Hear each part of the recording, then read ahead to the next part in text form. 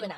Napakadumi and cluttered, grabe, hindi ako makapag-focus. Kaya nung nakita ko tong item na to, grabe, nag-check out na talaga ako dahil stress na ako sa cord ko. And at the same time, mas nakakalawak kasi ito ng area niya dahil Ito yung ginagamit ko talaga na cellphone holder. Pero, syempre, normal lang siya na cellphone holder. As in, yung purpose nga lang is yung stand ng inyong mga cellphone, mga ganyan. So, pwede yung ikot-ikutin ganun. Pero, simula nung nakita ko nga itong klase ng cellphone holder na to, grabe, gustong-gusto ko na talaga siyang itry. Ma-amaze kayo. Ito yung tinutukoy ko na cellphone holder. So, ito yung cellphone holder na induction speaker din siya. Or, ano nga ba tag to?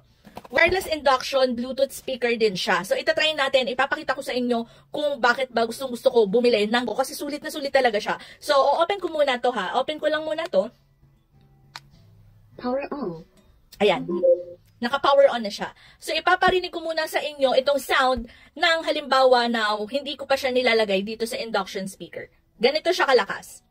More, nakakita nga ako ng product dito sa TikTok para maitago ang Ganyan.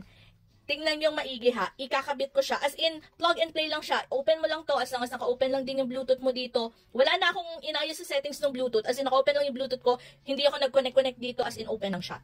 So again, ito kapag hindi pa nilalagay. natin. Ewan ko kung tulad ko rin ba kayo Ilalagay ko na.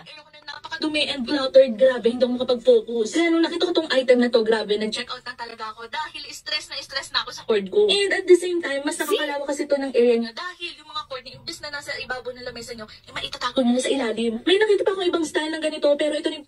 Diba? Sobrang lakas niya. So, sobrang tuwang-tuwa ako kasi sobrang dali nilang gamitin and mura lang to. Nasa 200 plus lang to. Hindi pa kayo aabot ng 300 plus ha. So, sa inyo na ang desisyon kung gusto niyo ng ganito na normal na cellphone stand or cellphone stand ba ang gusto niyo pero at the same time, i-increase yung volume, mas lalakas yung volume na pinapanood nyo, mga pinapatugtog nyo. And again, plug and play lang siya. Sobrang dali lang. So, kung ako sa inyo, i-check out nyo na, ilalagay ko dyan sa yellow basket. Baka magmahal, pabilisan mo na.